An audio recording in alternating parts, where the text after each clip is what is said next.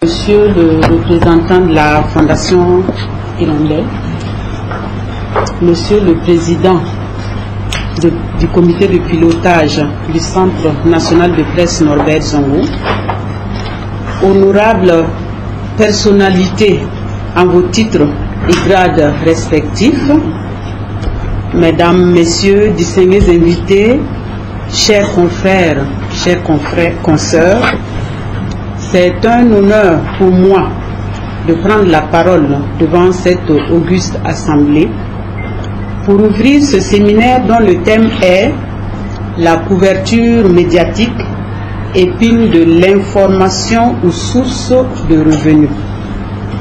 Avant tout propos, permettez-moi de traduire les félicitations et les encouragements de Monsieur le ministre de la Communication et des Relations avec le Parlement. Monsieur Rémi Fulgence Dandinou me charge de vous dire son regret de ne pouvoir partager ces instants solennels avec vous en raison de son calendrier chargé.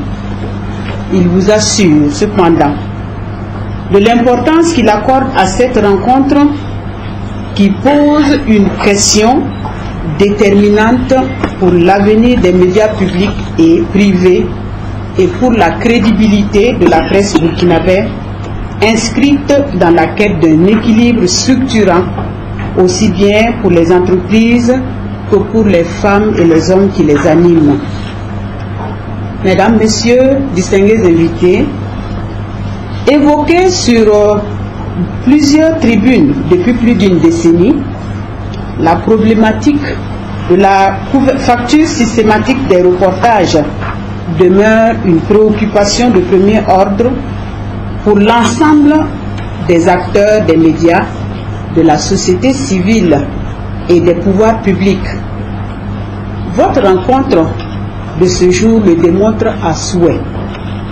En ce moment même, le ministère de la Communication et des Relations avec le Parlement a engagé, en collaboration avec divers partenaires, une réflexion sur le développement stratégique des médias d'État face à l'avènement de la télévision numérique de terre dont nous connaissons les implications et les enjeux. Le département en charge de la communication ne peut que saluer cette initiative qui invite à une introspection sur la santé morale et financière des médias dans leur ensemble.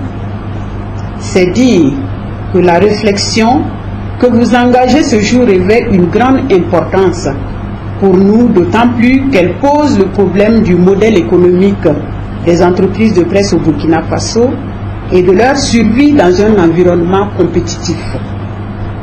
Si la facturation systématique des reportages s'est offerte indéniablement comme une source pourvoyeuse de revenus, il ne fait aucun doute qu'elle engendre des effets susceptibles de pervertir les fondements même du métier de journaliste.